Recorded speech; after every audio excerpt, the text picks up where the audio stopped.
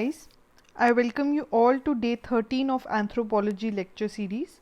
So we had already started the topic 1.6 in which we have already finished Australopithecus and emergence of man from apes in day 12. So if you have not watched that lecture, please go back and watch that lecture because उसके बिना ये समझ नहीं आएगा, and before that you need to see the primates वाला chapter also. So let's get started. So today's topic is Homo erectus. Okay, Homo erectus. Again we are going to go very slow because मैं चाहती हूँ बार बार repeat करूँ ताकि आपको चीज़ें side by side learn भी होते जाए, right? So yeah. So before starting the Homo erectus, I want to go back to what we did in the last lecture. We read about Australopithecus, right जिसके बारे में हमने बोला था कि इसका प्लेसमेंट इन द टेक्सोनमी और the phylogeny is little confusing because it showed both ape like characteristics also as well as human characteristics also, and this was some kind of a missing link between the ape and humans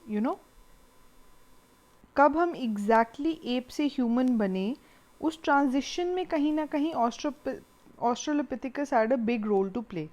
so now we have skipped many parts because Australopithecus में जैसे हमने पढ़ा था कल, 2 part थे, robustus and gracile. उसमें Paranthropus boisei and Paranthropus robustus थे, and उसमें बहुत कुछ हमने इसमें कल पढ़ लिया था, and we went on with the gracile part, right.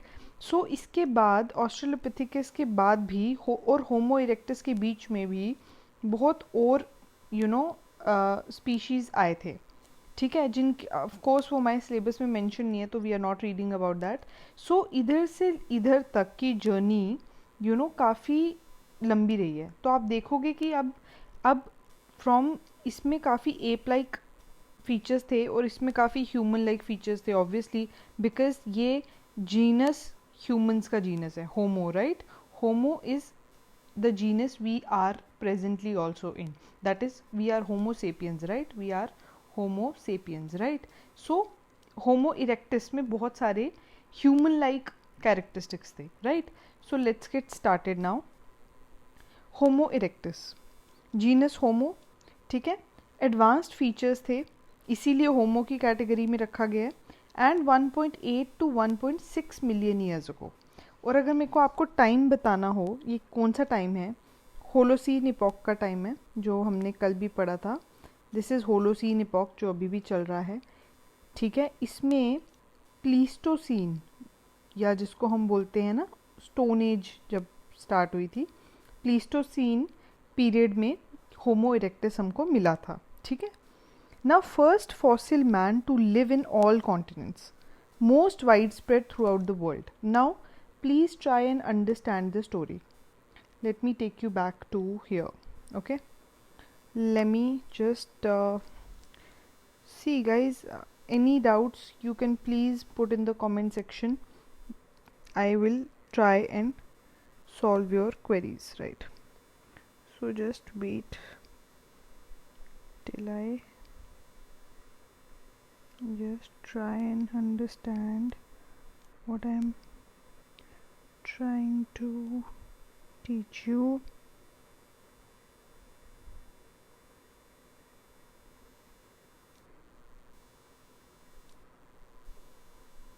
Okay, okay.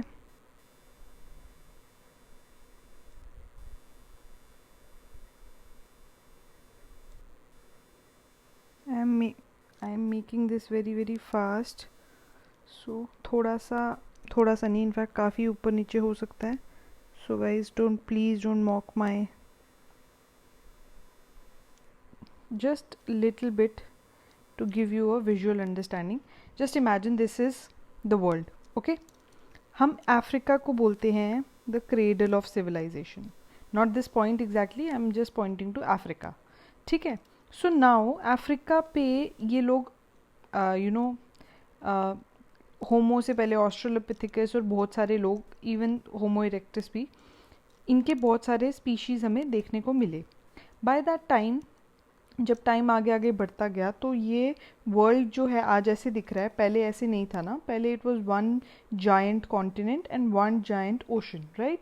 So when the thing started to part ways, okay, जो कॉन्टिनेंटल ड्रिफ्ट थ्योरी और वो सब आपने ज्योग्राफी में पढ़ा है, I need not to teach you here, वो सब हुआ एंड थिंग्स भी हुए, राइट।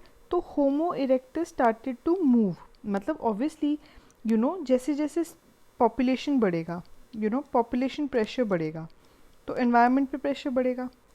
अब एनवायरनमेंट अगर आपको उतना फूड, शेल्टर, लाइट नहीं दे पा रहा है तो obviously people will migrate to new places, right. लोग माइग्रेट होंगे because they want food, shelter, life, right, to sustain and less competition. Obviously लोग पीसफुली रहना चाहते हैं, कंपटीशन नहीं चाहिए ना। सो उसकी वजह से लोगों ने माइग्रेट करना स्टार्ट किया। तो एक रूट था ये कि लोगों ने ऐसे ऐसे करके एशिया में आना स्टार्ट कर दिया एंड वाया दिस थोड़े टाइम में ऐसे ऐसे। और let me just change the colour of this to make it more like show you the, एक पार्टी तो चली गई यहाँ पे, ठीक है। Let us assume over the period of time एक पार्टी यहाँ चली गई और एक पार्टी चली गई यूरोप वाली साइड, ठीक है, ऐसे। और अमेरिका वाले कॉन्टिनेंट में ना एज सच बहुत लेट लोग पहुँचे, ठीक है।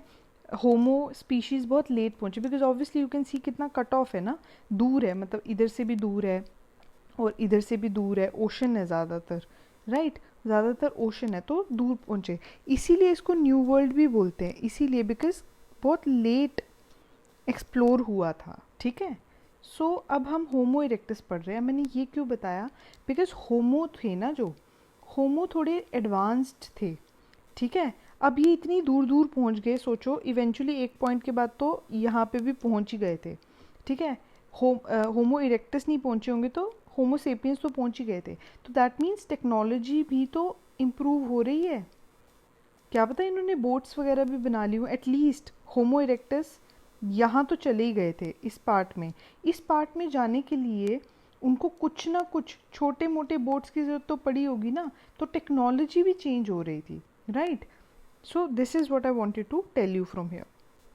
सो नाउ हमको समझ आ गई कि ये बहुत ही ये पहले फॉसिल स्पीशीज़ थे जो हमें ऑलमोस्ट ऑल कॉन्टिनेंट्स में मिले, और सबसे पहले मिले जावा से, और ये ढूंढा डुबोइस ने, ठीक है। ह्यूज नंबर ऑफ फॉसिल्स हमें एशिया से मिले और यूरोप से मिले, और इंडिया में ना नर्मदा मैन मिला। नर्मदा वैली में हमको फॉसिल्स मिले हैं around the same Pleistocene epoch के हमको मिले हैं, और होमो इरेक्टस के फॉसिल्स मिले, तो हमने उसका नाम डाल दिया नर्मदा मैन का, ठीक है। जावा में फर्स्ट टाइम मिले, एशिया यूरोप में बहुत मिले, इंडिया में नर्मदा में मिले, ठीक है। आगे चलते हैं। जोग्राफिकल डिस्ट्रीब्यूशन आ गई, अब मैंने आपको थोड़ी बहुत वैसे ही बता दी है। अब देख लो, स्वतकरंस हमने कल भी किया था, ऑस्ट्रेलोपिथेकस मिले थे, ओल्डुवाई, कोबीफोरा, ठीक है। अब आप ऐसे नाम याद करने की कोशिश करो जो हर जगह हैं, एटलीस्ट आपको याद रहेंगे फिर, ठीक है। ये 3 लोकेशन आप यहाँ से याद कर लो। फिर त्रिनिल इम्पॉर्टेंट है क्योंकि जावा है, सैंगरिन इम्पॉर्टेंट है, फिर से जावा की है, तो ये आप याद कर लो क्योंकि फॉसिल सबसे पहले यहाँ मिले थे। फिर यहाँ चाइना के पास जू कोडियान, अब I might be pronouncing it wrongly but ये जगह। देन यहाँ पे नर्मदा वैली और हथनोड़ा, ठीक है, इंडिया में हथनोड़ा और नर्मदा वैली, ठीक है। देन यहाँ पे आपका हिडलबर्ग, यहाँ पे जर्मनी में हिडलबर्ग वगैरह में भी आपको इनके फॉसिल्स मिले हैं, ठीक है। उसके अलावा आप ये सब याद कर लो। लेवांट ये रीजन जो है ना, इजराइल के पास वाला ये जो रीजन है, इसको लेवांट रीजन बोलते हैं। यहाँ पे भी हमें मिले हैं फॉसिल्स, ठीक है, क्योंकि यहीं से वो ऐसे ट्रैवल करके गए थे, ठीक है। तो आप जो भी थोड़े बहुत नाम याद करने की कोशिश करें, जो भी आपको सही लगते हैं आप याद कर सकते हैं, इतने सारे याद करने की ज़रूरत नहीं है, okay. Now controversy regarding taxonomy. Now इनको क्या प्लेस देनी चाहिए उसके बारे में। तो मिशेल डे बोलते हैं ऑस्ट्रेलोपिथेकस जो हैं वो इवॉल्व हुए होंगे जीनस होमो में सबसे पहले अफ्रीका में, ठीक है। और फिर वो स्प्रेड किए होंगे to other parts of the world. ठीक है, क्यों? क्योंकि क्लाइमेट चेंज हो रहा है, उनके हिसाब से ऐसे रीजंस की वजह से वो लोग स्प्रेड हुए होंगे। ठीक है, तो इन्होंने बोला बेसिकली कि इनमें फीचर्स थे बोथ ऑस्ट्रा के भी, ऑस्ट्रालोपिथिकस के भी और होमो इरेक्टस के भी। सॉरी, इन्होंने नहीं बोला, इन्होंने इतना बोल दिया कि ये ऑस्ट्रालोपिथिकस जो है ना, ये चले गए होंगे, ऑस्ट्रालोपिथिकस होमो इरेक्टस बन गए होंगे इवॉल्व होके। लेकिन इनका क्रिटिसिज्म ये है कि जो होमो इरेक्टस थे ना, इनमें ऑस्ट्रालोपिथिकस के भी फीचर थे और होमो के भी फीचर्स थे, तो इनको एक्सक्लूसिवली होमो जीनस में डालना वाज अ लिटिल क्वेश्चनेबल। ठीक है, एज इट ऑस्ट्रा से हमारा यहाँ पे मतलब है थोड़े प्रिमिटिव फीचर्स भी थे और थोड़े ह्यूमन लाइक भी थे, तो सिर्फ ह्यूमन कैटेगरी में डाल देना थोड़ा सा ऑब्जेक्शनेबल लगता है। Like, very important person, this person is like who has done a lot of work with fossils and discovery of humans. okay, इसे इन्होंने बहुत काम किया है। इन्होंने बोला fit to be placed in genus homo as first truly erect biped। ये मानते थे कि होमो की कैटेगरी में इनको डालना बहुत एप्ट है बिकॉज ये पहले ट्रूली इरेक्ट बाइपेडल थे। इससे पहले जैसे ऑस्ट्रेलोपिथिकस भी थे, they might be walking with their bent back, मतलब वो कुछ ऐसे झुक के चलते होंगे, उनका पोस्चर ना कुछ ऐसा होता होगा। ठीक है, मतलब ये बहुत ही गंदा इंसान बना है मैंने, but I hope you understand कि वो सीधा नहीं चलते थे, वो बेंट बैक के साथ चलते थे। तो ये कह रहे थे they were the first truly erect biped. और हमने बोला ना ह्यूमंस का तो जो हम कहते हैं ना एवोल्यूशन या जर्नी ऑफ ह्यूमैनिटी ही कहीं ना कहीं इरेक्ट पोस्चर से बहुत ज़्यादा लिंक्ड है। ठीक है, सो ये कंट्रोवर्सी थी कि अब इनको भी कहाँ पे रखना है, होमो की कैटेगरी में रखना है, किसी और कैटेगरी में रखना है, तो ये कंट्रोवर्सी थी।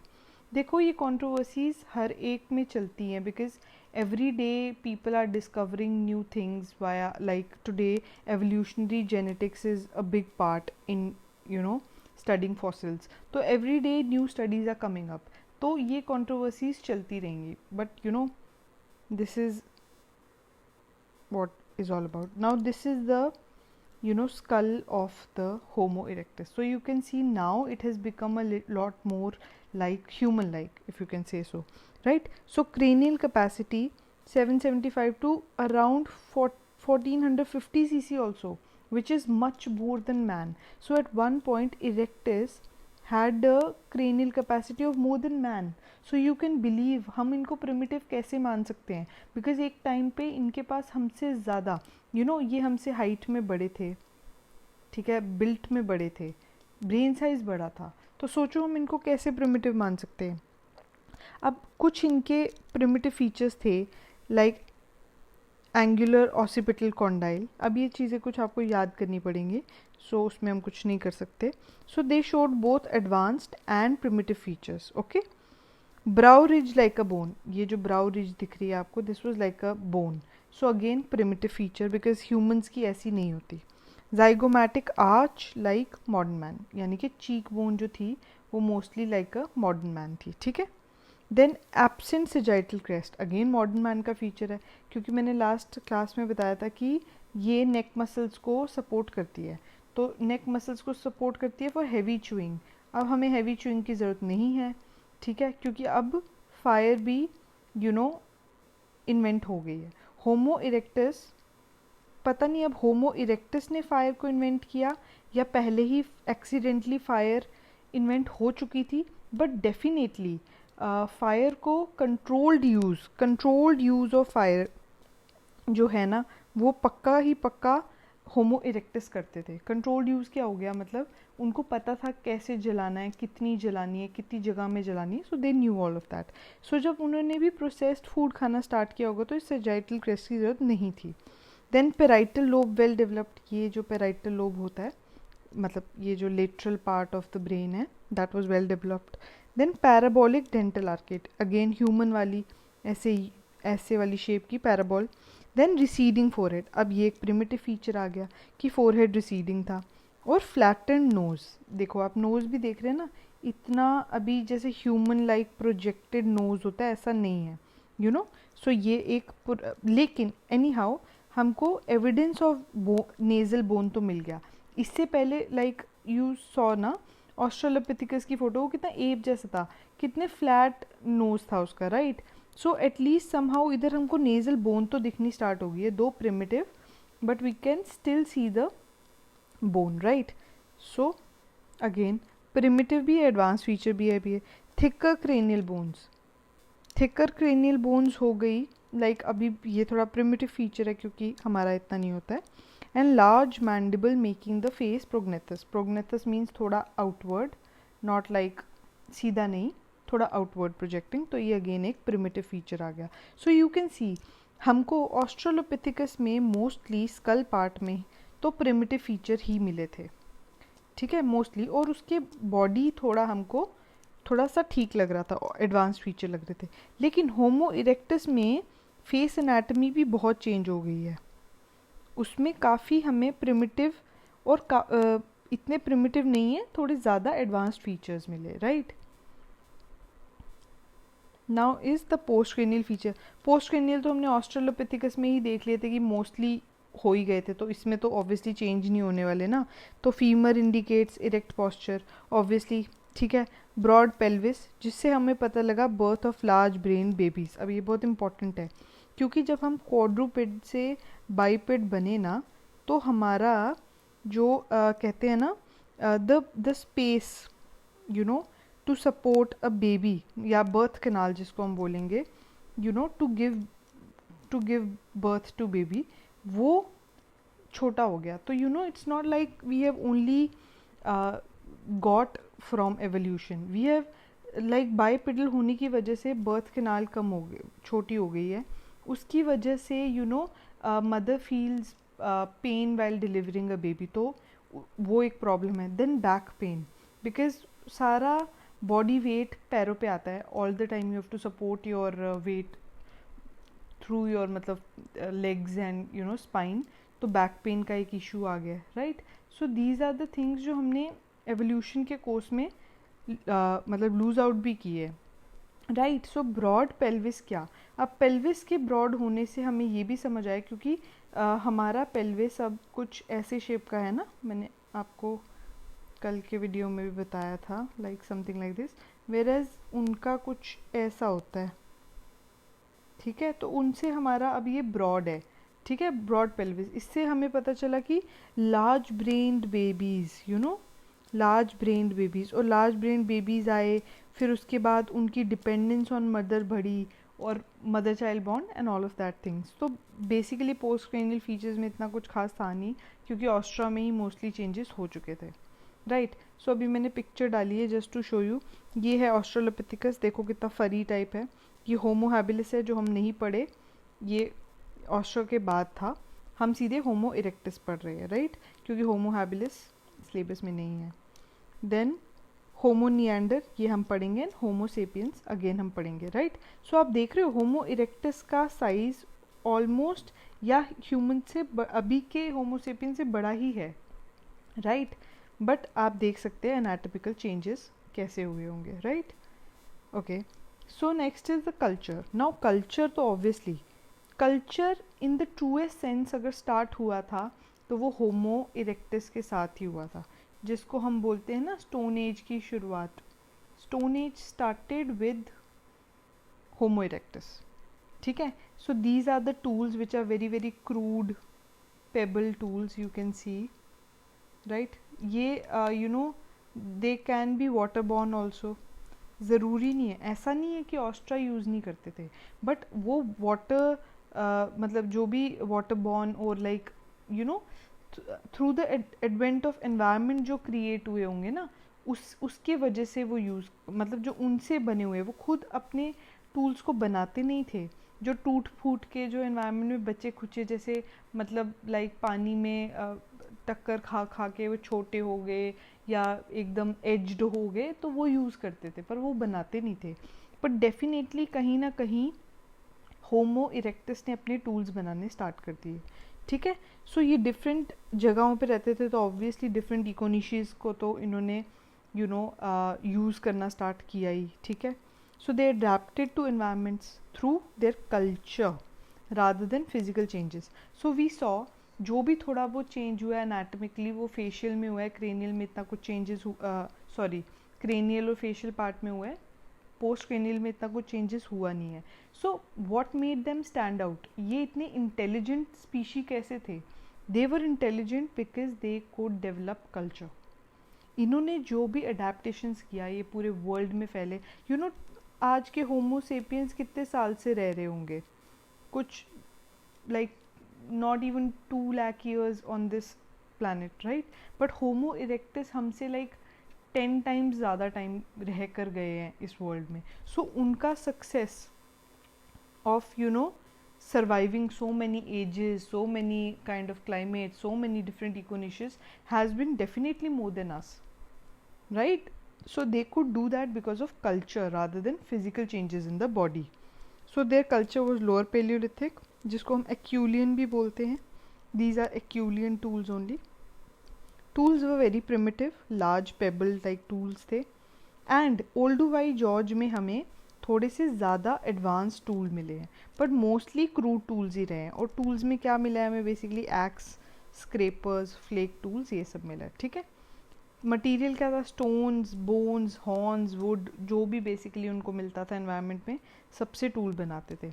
अब एक चीज़ है, होमो इरेक्टस जो अफ्रीकन पार्ट पे मिले हैं और जो होमो इरेक्टस जो हमें बाकी पार्ट में मिले हैं ना, बिकॉज इवेंचुअली अलग अलग जगह पे रहने लग गए and you no different environment में डिफरेंट तरीके से कोप अप किया, तो डिफरेंस आने लग गया.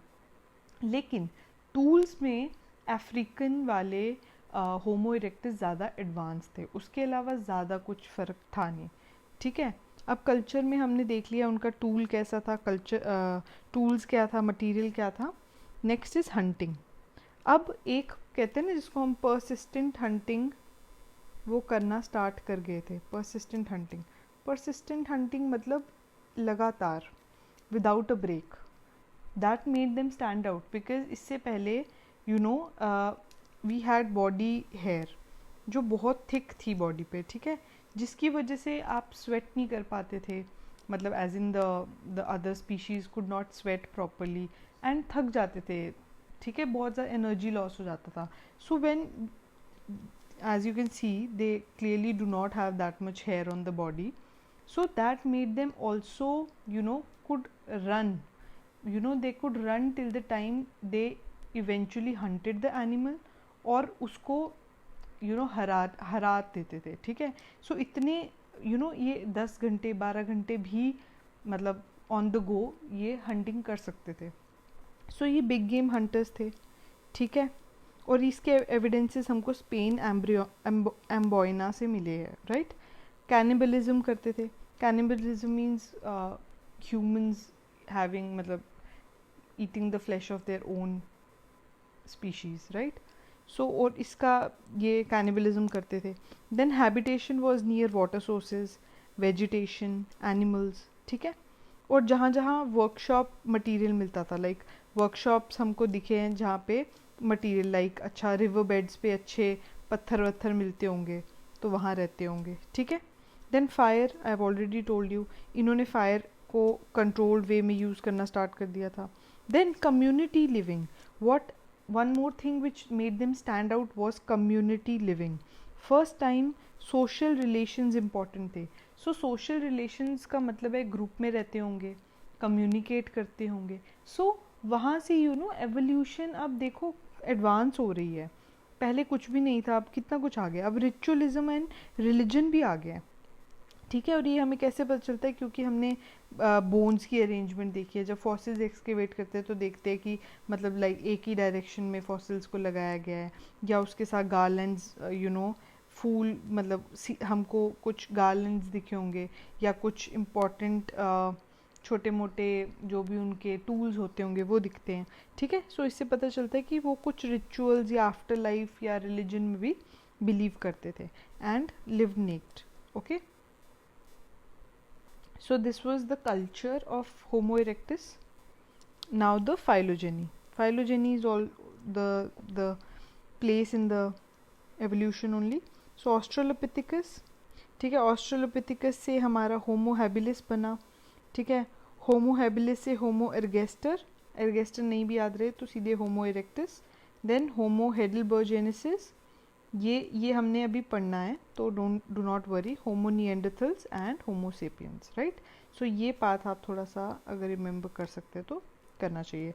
पहले ऑस्ट्रा, then Homo habilis, then homo erectus, then homo neanderthals and homo sapien, right?